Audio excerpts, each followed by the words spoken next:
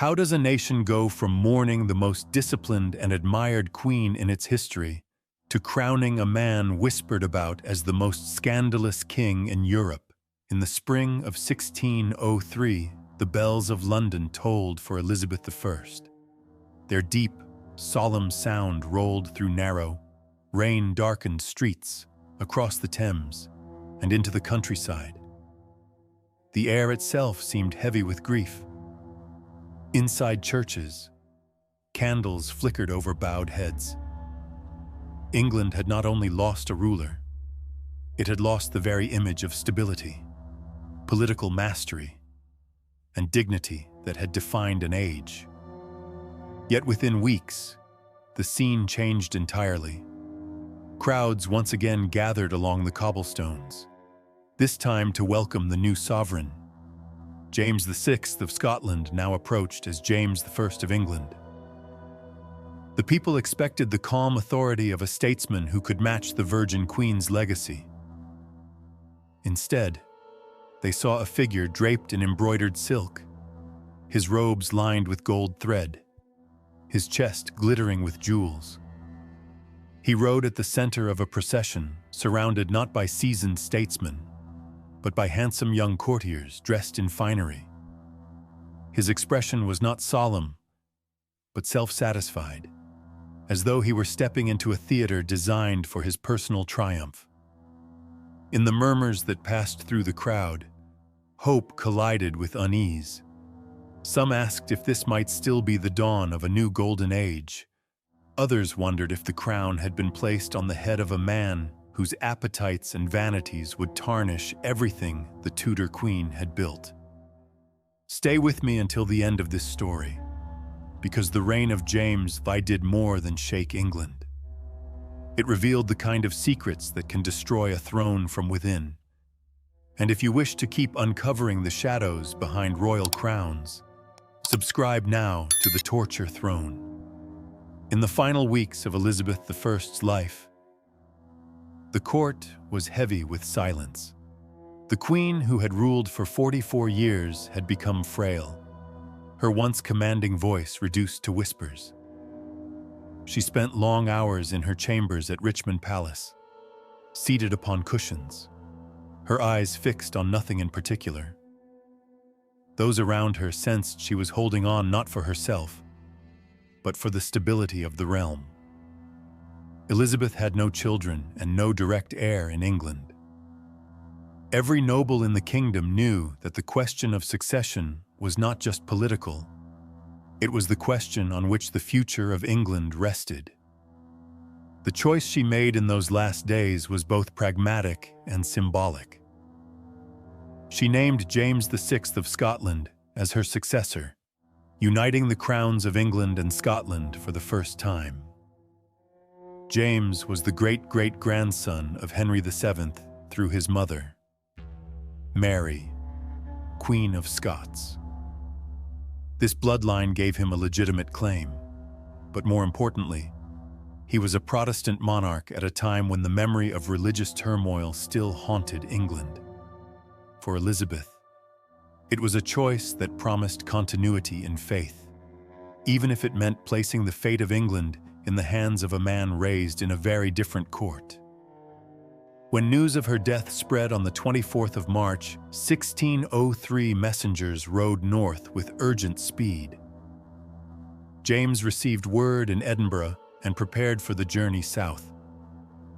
His procession from Scotland to London was both a political statement and a cultural collision.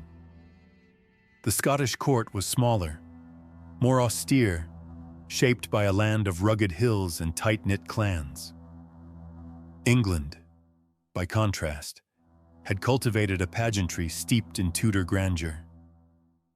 As James crossed the border, he entered a world of greater ceremony, larger cities, and a political system dominated by parliament and powerful noble families. The people lined the roads to greet their new king, curious to see the man who would inherit the Virgin Queen's throne. In towns and villages, bells rang and banners hung from windows. There was genuine excitement. After decades of a childless monarch, England had a king with a family, a wife, and heirs. Yet beneath the cheers was a note of hesitation. Many in England remembered James's mother, Mary, Queen of Scots. Not for her royal blood, but for the scandal and political instability that had defined her reign. Others wondered whether a king who had spent his entire life in Scotland could navigate the subtleties of English politics. Religious differences deepened the uncertainty. Although James was Protestant, Scotland's Kirk had grown from a stricter Calvinist tradition than the Anglican Church. His personal views on church governance and his belief in the divine right of kings would soon put him at odds with English Puritans who wanted further reform, as well as with Catholics who still hoped for tolerance. In those first days of his reign, however, such tensions were largely hidden beneath layers of formal celebration. James's arrival in London was staged to impress. Streets were swept clean, houses decorated with flowers, and the city's guilds prepared elaborate displays. Yet the man himself carried the mannerisms of a different court.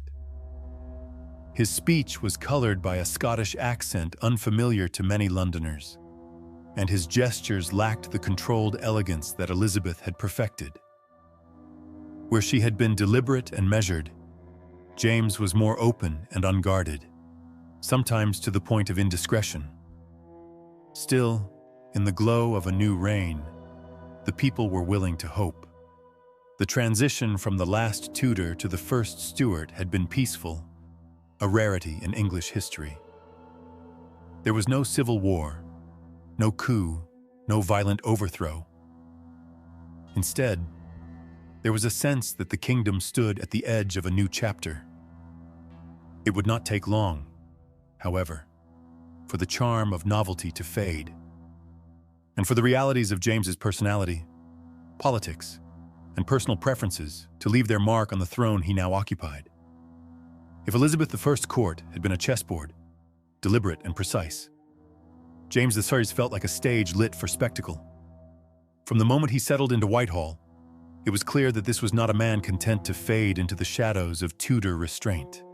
James emerged each morning wrapped in doublets heavy with gold thread, silk so fine it caught the light in shifting colors, and collars of lace imported from the finest Flemish workshops. On his fingers, rings set with emeralds and rubies clinked against each other when he gestured, and even during hunts, a jeweled clasp or pearl might flash from his attire. For some, it was dazzling. For others, it was unsettling. Elizabeth had mastered the art of using her wardrobe as a calculated signal of power and frugality. James wore his as if he could command loyalty through sheer brightness. It was not only his appearance that shifted the mood of the realm. Under his rule, the rituals of monarchy grew longer, heavier, and more elaborate. Inigo Jones transformed palace halls into dreamlike settings, where masks unfolded in a blur of music, painted backdrops, and costumes glittering with metallic threads. Ben Jonson's verses carried the performances with wit and symbolism. Foreign ambassadors wrote home in astonishment at the grandeur of these events, noting that the English court had become as lavish as any in Europe. But beyond the applause, there was muttering. Members of Parliament grumbled at the expenses. Merchants whispered that coin was better spent on ships than on silks. The more the court shone, the more it risked blinding the king to the shadows gathering outside the palace gates. And then there were the young men, the favorites. Robert Carr was the first to step into the candlelight of royal affection. His entrance into James's life was almost theatrical itself, a tournament accident that left him injured, and the king, captivated, took him under his wing. Within months, Carr was knighted, granted lands, and given a title. His inexperience in statecraft did not matter. What mattered was that he pleased the king. George Villiers followed, and in him, James seemed to find a companion as politically sharp as he was charming. Villiers moved through the court with a confidence that unsettled older nobles. By the king's hand, he rose to become Duke of Buckingham, a position of extraordinary influence. To be close to Villiers was to be close to the king himself. Foreign envoys learned quickly that diplomacy often passed first through the ears of these chosen companions before reaching the throne. It changed the atmosphere within Whitehall. Invitations to private suppers, to hunting parties, to quiet walks in the gardens, all could be gateways to the king's ear, if granted through the right intermediary. The court became a place where proximity mattered more than title, and where envy could simmer behind every bow and curtsy. Among the people, these tales trickled out in distorted form. To the watchmen and market women of London, the king's favorites became characters in whispered stories, handsome, extravagant, whispered about for their influence and their intimacy. Some praised James for surrounding himself with youth and beauty, claiming it brought vitality to the crown. Others saw a ruler distracted by his own amusements, spending his political capital on the advancement of a few while the rest of the kingdom waited to be heard. In those years, the court glittered as brightly as the jewels on the king's hand, yet something intangible was shifting. The more James embroidered his reign with ceremony and spectacle, the further he risked drifting from the grounded authority that England had come to expect. The crown still sat firmly on his head, but in the eyes of many, it now gleamed for show rather than for strength. The glow of Whitehall's chandeliers could not hide the quieter scenes playing out in the shadows. When the music stopped and the courtiers retired to their chambers, another rhythm took over. It moved through the galleries in whispers, crossed the cobblestones in the wheels of carriages, and found its way into the smoky warmth of London taverns. The talk was always the same, not of treaties, not of laws, but of the king's heart. The names were spoken softly, as though the walls themselves might carry them. Robert Carr, George Villiers, two figures whose closeness to James I was plain to see, and yet impossible to prove in the way rumor demanded. In the drawing rooms of the nobility, these discussions came dressed in the language of duty and concern for the stability of the realm. In the alleys and markets, they were stripped of politeness, told as scandal to be savored and passed on. Print gave the whispers form. Thin sheets of paper inked with verses and crude illustrations began to pass from hand to hand. A king leaning toward a courtier whose face the artist left in shadow. A pair seated together while council papers lay ignored on a nearby table. The images named no one, yet the public needed no names. Carr's rise and Villiers' presence were common knowledge, and the ambiguity only fed the imagination. Inside Parliament, these rumors were sharpened into weapons. Those who resisted the king's firm belief in his divine right found in them proof that he placed personal affection above the good of the realm. They questioned appointments that appeared to bypass merit. They invoked the old English instinct to link private virtue with public trust. James met the accusations without apology. At times he answered with scripture, comparing his closeness to a favorite to the love of Christ for the Apostle John. To allies, it was piety. To critics, it was a confession. His refusal to play the game of secrecy only made the game more dangerous. The Overbury affair brought the tension to a boil. Sir Thomas Overbury's death in the Tower, tied to a conspiracy involving Carr and Francis Howard, revealed a web of deceit that shocked even seasoned courtiers. Trials followed. Guilty verdicts were read. Carr fell from the king's favor, but the damage was done. The scandal was no longer just whispered. It was recorded, debated, and remembered. Villiers stepped into the space Carr left behind, his charm matched by a growing influence over matters of state. Foreign ambassadors sent letters home that mixed observation with speculation, noting how often the king's policies seemed to pass through one man's hands. The reports reached other courts in Europe, shaping the perception of England as a kingdom where affection and governance were inseparable. In the streets, satire became a public sport. Caricatures etched on cheap paper showed a ruler distracted from the affairs of state by the figure beside him. Street singers worked the gossip into verses that children could hum. Even the theaters let sly jokes slip into their plays, trusting the audience to understand without explanation. Within the palace, every step became calculated.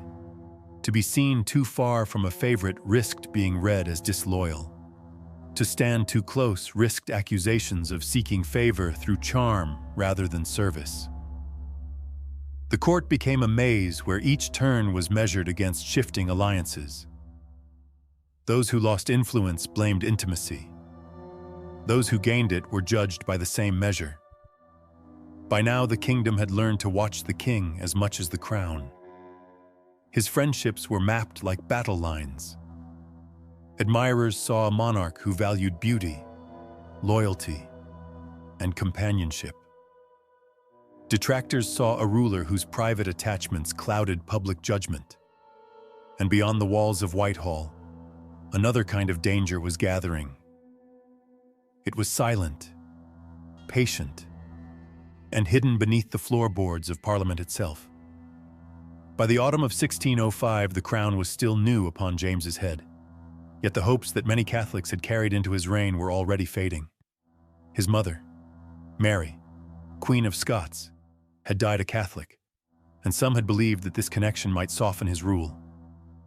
At first, they were faint signs of leniency, but they soon gave way to renewed enforcement of laws that fined recusants for avoiding Anglican services and punished open Catholic worship. In the minds of a small group of men, disappointment turned into resolve. Robert Catesby, the driving force among them, imagined a single but decisive blow that would change the kingdom forever. If the king, his family, and the entire government could be struck down in one moment, the Protestant rule of England would be shattered. A Catholic monarch could be placed upon the throne, and the old faith restored. The day chosen was the state opening of Parliament in November, when every pillar of authority would be gathered in one place. Guy Fawkes, a soldier seasoned in warfare and skilled with gunpowder, was brought into the circle. Under the cover of tradesmen's work, the conspirators secured a cellar beneath the House of Lords. Over the course of months, they filled it with 36 barrels of gunpowder, stacking firewood and coal above to disguise the deadly cargo. The plan was simple in its brutality. At the appointed hour, the explosion would tear through the stone and timber, killing everyone inside. The scheme unraveled when an anonymous letter reached Lord Monteagle, warning him to stay away from Parliament. The message was shown to the king's ministers, and orders were given to search the building. In the dim hours before dawn on the 5th of November, guards descended into the cellar and found Fawkes waiting, his pockets carrying matches and fuses. He was seized and taken for questioning.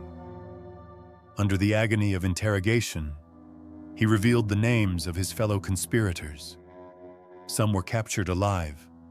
Others died in desperate fights against the king's men. The rest were tried, condemned, and executed for treason. When the news reached the streets, relief surged like a tide. Bells rang across London. Bonfires lit the night sky. The danger had been so close that its failure felt like deliverance. Parliament declared the 5th of November a day of thanksgiving, and the date would be remembered for centuries with church services, and later with the crackle of fireworks. For James, the plot was not just an attempt on his life. It was proof that Catholic resistance could strike at the very heart of the kingdom. Whatever space there had been for compromise vanished. In the years that followed, laws against Catholics were tightened. They were forbidden from sitting in Parliament, from holding military command, or from practicing their religion openly. Fines for recusancy were collected more rigorously, and households suspected of sheltering priests faced sudden searches. These measures punished far beyond the guilty. Catholics who had taken no part in the conspiracy felt the weight of the state upon them. Some retreated into quiet obedience.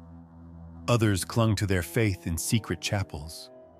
Among Protestants, the foiled plot hardened identity and suspicion. It became a story told to children as a warning and a point of pride, a tale where vigilance had saved the kingdom from ruin. Abroad, the consequences were no less significant. Catholic powers such as Spain and France found James more cautious, less willing to trust even when peace was signed. In his mind, the threat could rise again without warning. This caution shaped his diplomacy and deepened his belief that unity of faith was essential to the stability of his rule. The Gunpowder Plot remained in the memory of his subjects not simply as an act of treason, but as a moment when the kingdom had stood at the edge of destruction. Each year, when the bells rang on the 5th of November, they did more than celebrate survival. They reminded the people that beneath the calm surface of the realm, the divisions between faiths still burned, waiting for a spark. The firelight of past victories no longer warmed James Thirst's reign. The unity that had followed the Gunpowder Plot had cooled, leaving a court drifting apart from the temper of the nation. By the 1610s, Parliament was more assertive. Requests for money met with demands for oversight. Members of the Commons wanted to know how the Crown spent its revenues, why court spectacles continued to consume so much while foreign diplomacy drained more. Sessions ended with growing mistrust. The comparison to Elizabeth I was never far from people's minds. She had ruled with a measured blend of charm and caution, balancing authority with the appearance of partnership. James spoke more directly, reminding Parliament of the divine right of kings. To him, it was a statement of principle. To his critics, it was proof he would not compromise. Abroad, his pursuit of peace brought mixed results. The Treaty of London in 1604 ended war with Spain but left Protestants uneasy. Later, negotiations for a marriage between Prince Charles and the Spanish Infanta deepened suspicion. The match failed, yet it lingered in the public mind as a sign of misplaced trust. At home, finances worsened. Masks and court entertainments dazzled, but debts mounted. Parliament urged reform and limits on royal spending. James resisted, seeing such demands as intrusions into his prerogatives. The gap between Crown and Commons widened until even small matters became conflicts. Gradually, he summoned Parliament less often, relying on his council and closest advisors. Without regular dialogue, grievances hardened. Members spoke of being shut out. The Crown viewed Parliament as an obstacle. The fragile cooperation that had marked the start of his reign was gone. Public opinion shifted. Pamphlets circulated that questioned his judgment. Market gossip dwelled on the distance between the monarch and his people. Even those who admired his intellect began to doubt whether his ideals could stand against a changing political landscape. In his final years, James's health declined. The disputes over finance, religion, and foreign alliances remained unresolved. They would pass directly to his son, along with the unease that had settled over the realm. The stability James had once promised had faded into a quiet tension, a stillness that seemed less like peace and more like the pause before the storm. By the winter of 1624, James's strength was failing. Years of political strain had worn on him, and bouts of illness became more frequent. In early 1625, he withdrew from public view to Theobald's house in Hertfordshire. The palace, once a grand retreat, became a place of quiet corridors and guarded whispers. Courtiers moved more softly, aware that the reign was drawing to its close. On the morning of the 27th of March, 1625, James died at the age of 58. His passing was announced with the solemn toll of church bells across London. For many, the moment carried more uncertainty than grief. The crown passed without dispute to his son, now Charles I, but the realm James left behind was already marked by unresolved tensions. The long quarrels with Parliament, the suspicion over foreign policy, and the deep religious divides were no longer private disputes between sovereign and statesman. They were now the foundation upon which the next reign would have to stand. The funeral took place at Westminster Abbey, steeped in the ceremony of a monarch's passing. Processions wound through streets lined with spectators. The banners and black drapery gave the day its proper grandeur, but the atmosphere was subdued. It was less the mourning of a beloved ruler and more the acknowledgement of an era ending without fulfilling the hopes that had greeted its beginning. Historians would remember James as a man of intelligence and learning, fluent in theology and political theory, a king who authored works on kingship and the union of England and Scotland. He had overseen a period without major civil war, ended a long conflict with Spain, and commissioned the translation of the King James Bible, which would become one of the most influential works in the English language. These achievements alone could have secured a legacy of respect. Yet his reign also bore the marks of self-inflicted wounds. His tendency to lecture rather than persuade alienated Parliament. His open preference for certain courtiers invited suspicion and scandal. His lavish spending, especially in the face of financial strain, undermined his calls for unity. By the end of his life, the image he had built was shadowed by the perception that he had allowed personal habits and relationships to weaken the authority he valued so deeply. For the Stuart dynasty, his death was less a clean break than a passing of burdens. Charles inherited the throne along with the unresolved disputes over taxation, religious conformity, and the limits of royal authority. The fractures in trust between Crown and Commons, already deep during James's later years, would widen into open conflict in the decades ahead. In this way, his reign became both a chapter in its own right and the prelude to a far greater upheaval. To the public, the memory of James would remain complicated. Some remembered the peace treaties and the Bible that bore his name.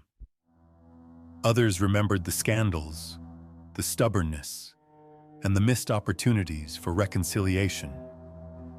His rule had been neither a golden age nor a disaster, but a reign of mixed fortunes in which brilliance and misjudgment often walked side by side. And yet, within the walls of history, even a flawed reign can hold secrets worth uncovering.